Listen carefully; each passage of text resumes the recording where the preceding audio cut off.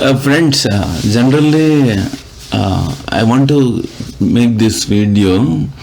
I don't read script or I cannot read content in front of video. Generally, I speak from bottom of my heart and points that I remember or I read. But this time I try to go in a flow, which I wrote an article in 2015 and shared with couple of friends, and let me go through it, read line by line and see how it how it works. The topic is Inception of IT in India. I don't know about you means generic you but not you, so let me tell you what I know about IT in India. In 1995-96, when I went to Penta 4 is a computer institute. Chennai, city of Tamil Nadu state, and Tata Bangalore city of Karnataka state for IBM mainframe course inquiry. This is what I did in 1995 and dropped the idea of visiting ER&DC Trivandrum, Kerala. So these three places started IBM mainframe courses for the first time. I'm telling, first batches. So that time I went two of the places, right? These are the premium institutions started this course in India. I halted at Bangalore and attempted novel netware version 3.x 4.x examinations online. Apart from Bombay, Bangalore city has novel authorized promoting testing centers in southern parts of India. I have to tell one line.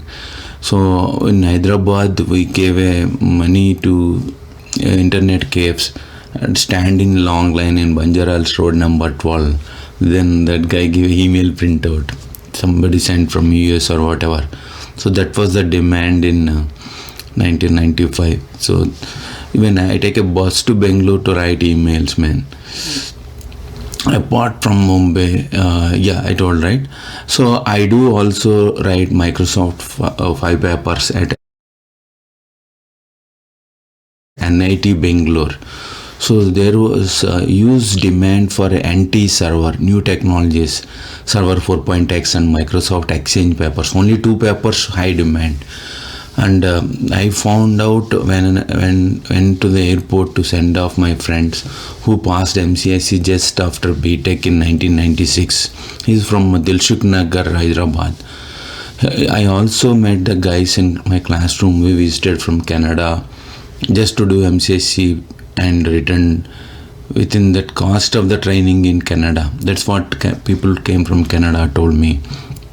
There were no internet promoting testing centers in Hyderabad of United Andhra Pradesh state, and if I am correct, there is no internet available in Hyderabad city except one or two locations for internet cafe in twin cities where people stand in long lines outside to get emails printouts.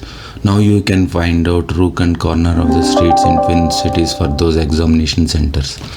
I saw people board the flight who just knew COBOL, COBOL, only the spelling they know.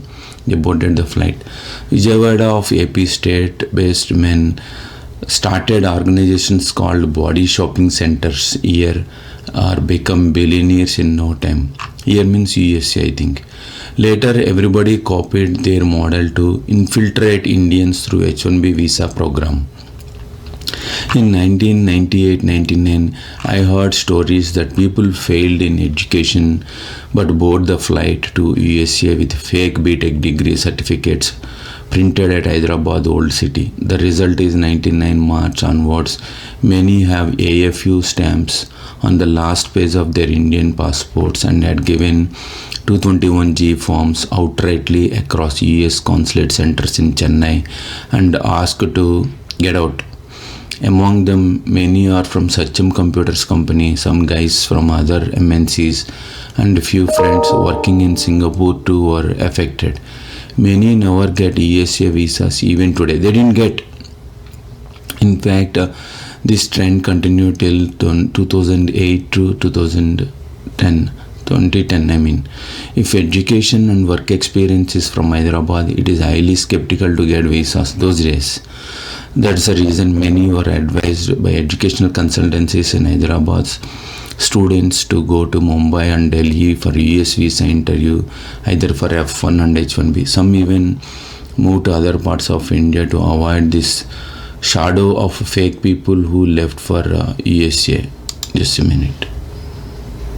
Fake BTech graduates, guys, just looking at time, guys never returned to India until they issued green cards or become US citizens by naturalization. Those who deported were sat on the streets. It's called Dharna in Indian language in front of Recursion Institute in Amirpet, Hyderabad.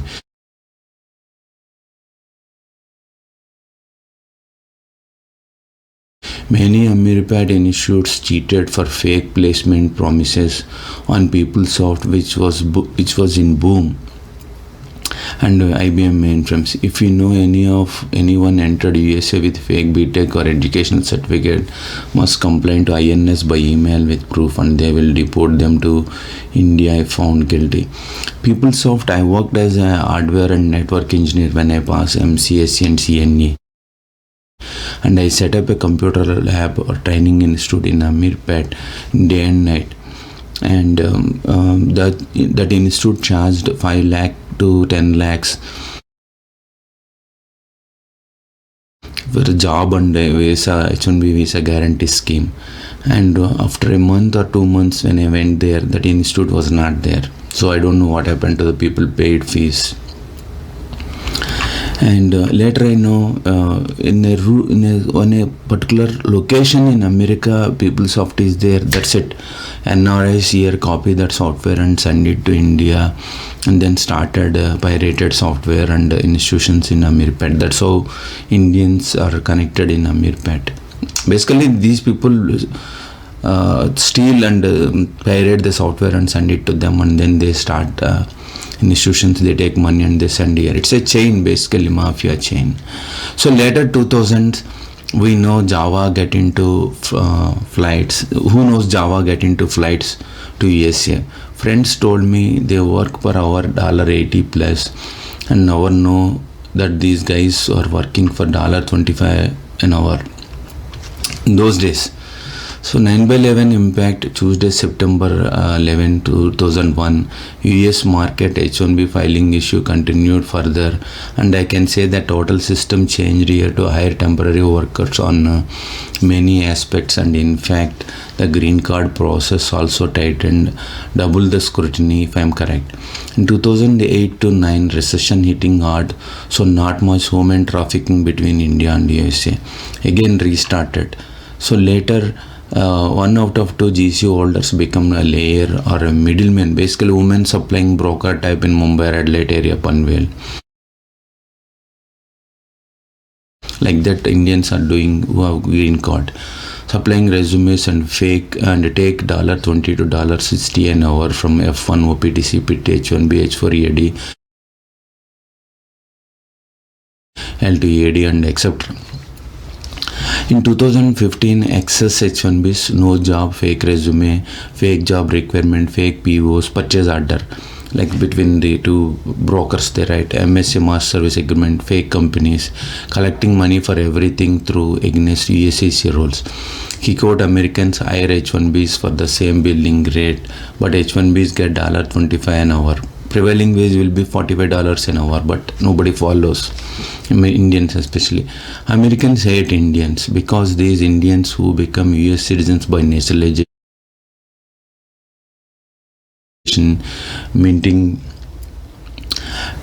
200k jobs with spouses, are running illegal, unethical unlawful vendor business to hire green card and H1Bs at their client locations. Now you don't need anything to know, just enter on F1 and H1B. There are people available to take their technical telephone interview, Skype video interview, project support, proxy support, etc. and change.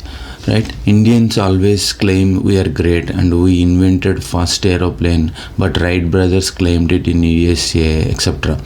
Where is our creativity or innovation in the USA? Except very few guys out there, rest of them are doing either patchwork or middlemen or broker business, or just supply resume and loot dollars.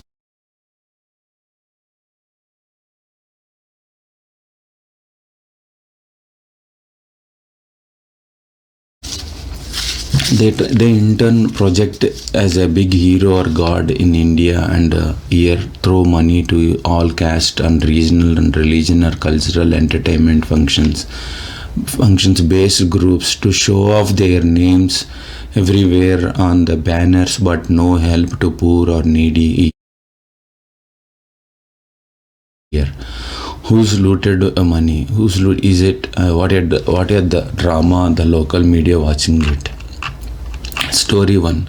There is a creativity startup in India. I read a long email one day in Aztec Soft. Now it's called Mindtree.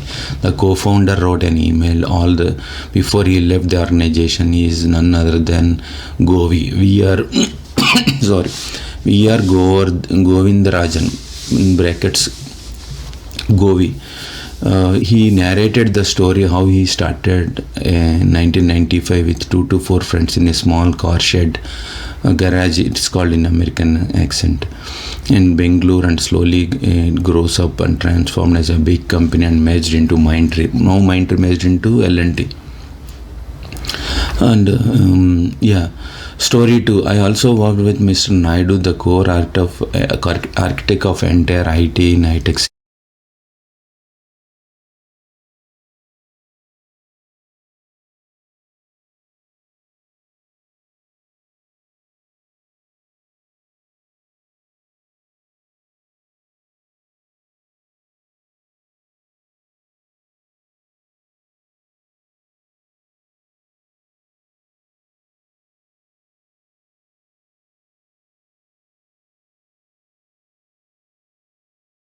city, E-Seva, earlier known as Twins, and a sudden change in the guard pushed me to a private as blessing in disguise. I work with CEO of AMD India, whose hobby is to start up VLSA companies in Hyderabad and groom it to global standards and merge into Canada or USA based companies. He told me while I was leaving the job, all the guys who worked all its executive secretary, a shadow to CEO, started their own firms, and you are the only one going to leave for next job. He said like that. He was my tennis friend too. So I left job because I know my cup of tea. I have recollected his words, and I spent some time yesterday on LinkedIn, and to my surprise I found a guy who was with me started a digital marketing company and employed 50 employees. Yeah, he was my colleague at that time. He started a company. He's just like my age at that time, and he younger to me. In fact, he worked with this gentleman. Story 3. Another ex-colleague friend of from my sorry.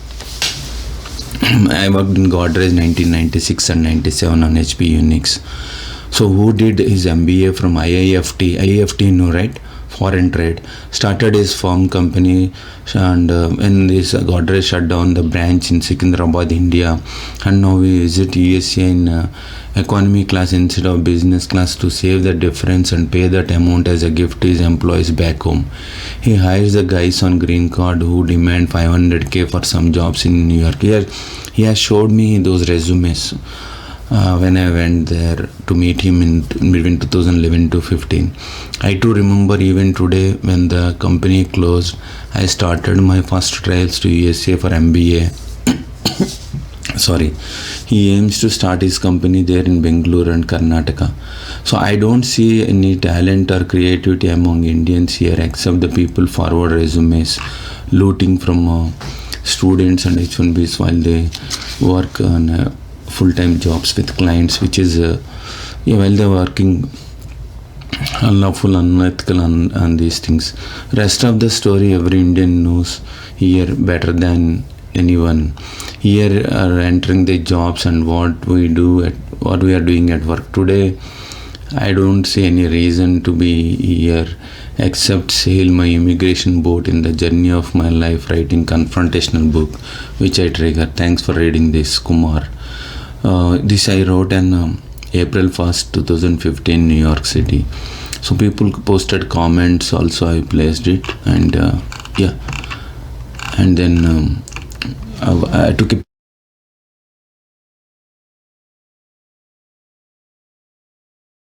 picture when I went to Amirpet. I will put that picture and I will upload this video. Thank you for watching this.